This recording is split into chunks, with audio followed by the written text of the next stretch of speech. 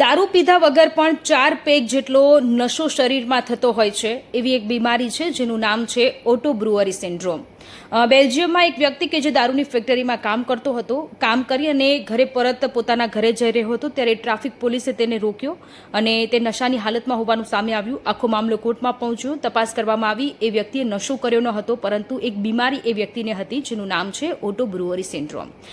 આ સિન્ડ્રોમમાં શરીરમાં જાતે જ આલ્કોહોલ ઉત્પન્ન થતું હોય છે અને એ શરીરમાં ભળી જતું હોય છે. ઇથેનોલ શરીર પોતાની જાતે જ બનાવતું હોય છે.